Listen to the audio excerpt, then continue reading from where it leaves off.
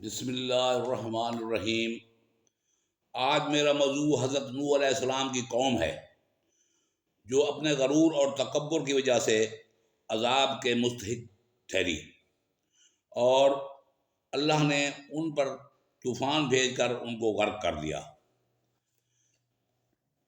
برائے مہربانی میرے چینل کو سبسکرائب کر دیں اور بیل آئیکن کو پریس کر دیں، شکریہ۔ حضرت نوح علیہ السلام پہلے نبی ہیں جن کو رسول بنایا گیا۔ آپ کو آدم ثانی بھی کہا جاتا ہے کیونکہ آپ کے بعد نسل انسانی آپ ہی کی اولاد سے جاری رہی۔ آپ کی رسالت کا دور تقریباً 4000 سال قبل مسیح ہے۔ قرآن کریم میں آپ کا اور آپ کی قوم کا ذکر 43 جگہ پر آیا ہے، البتہ تفصیلی ذکر سورہ اعراف، سورہ ہود، سورہ مومنون، سورہ شعراء، سورہ قمر اور سورہ نوح میں بیان ہوا ہے۔ حضرت نوح نے 950 برس تک اپنی قوم کو تبلیغ کی۔ آپ کی قوم بت پرستی کے شرک میں مبتلا تھی۔ حضرت نوح نے قوم کو توحید کی دعوت دی اور صاف فرمایا کہ میرے پیش نظر تمہاری خیر خواہی ہے، میں تم سے کسی اجر کا طلبگار نہیں ہوں۔ حضرت نوح کی دعوت پر صرف چند ایسے لوگ ایمان لائے جو معاشرے کے غریب اور نادار طبقات میں سے تھے۔ قوم کی اکثریت اور سرداروں نے غرور اور تکبر سے حضرت نوح کی درویشی اور ان پر ایمان لانے والوں کی غربت کا مذاق اڑایا۔ حضرت نوح کو جواب میں اس قوم کے سردار جنہوں نے اس کی بات ماننے سے انکار کیا تھا بولے، ہماری نظر میں تو تم اس کے سوا کچھ نہیں ہو کہ بس ایک انسان ہو ہم جیسے، اور ہم دیکھ رہے ہیں کہ ہماری قوم میں سے بس ان لوگوں نے جو ہمارے ہاں کم تر تھے بے سوچے سمجھے تمہاری پیروی اختیار کر لی ہے، اور ہم کوئی چیز بھی ایسی نہیں پاتے جس میں تم لوگ ہم سے کچھ بڑھے ہوئے ہو، بلکہ ہم تو تمہیں جھوٹا سمجھتے ہیں۔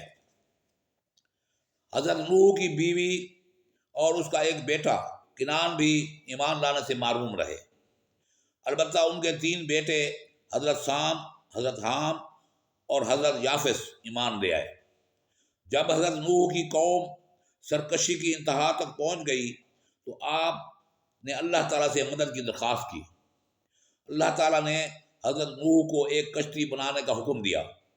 اس کے بعد اللہ تعالیٰ کے حکم سے ایک تنور سے پانی ابلنا شروع ہوا اور آسمان سے بارش شروع ہو گئی۔ اللہ تعالیٰ کے حکم پر حضرت نوح تمام اہل ایمان اور تمام مخلوقات کا ایک ایک جوڑا لے کر کشتی میں سوار ہو گئے۔ زمین سے ابلنے اور آسمان سے برسنے والے پانی کی اس قدر کثرت ہوئی کہ زبردست طوفان آ گیا۔ اس طوفان میں حضرت نوح کی بیوی اور کافر بیٹے سمیت تمام قوم ہلاک ہو گئی۔ حضرت نوح اور ان کے ساتھی کشتی میں سوار تمام اہل ایمان بچا لیے گئے اور ان سے نسل انسانی بڑھتی رہی۔ میرے پاکستانی بھائیوں،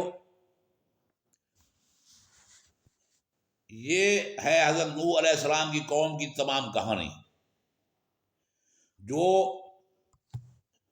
جو قرآن مجید میں اللہ تعالیٰ نے بیان فرمائی ہے۔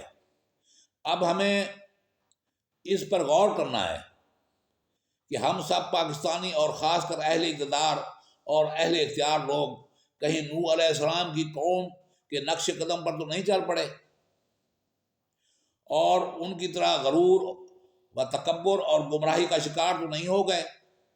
میرے اندازے کے مطابق تو ہماری اکثریت راہ مستقیم سے ہٹ چکی ہے۔ اس لیے اس وقت پاکستان کے سیاسی، معاشی اور معاشرتی حالات بہت خراب ہو چکے ہیں۔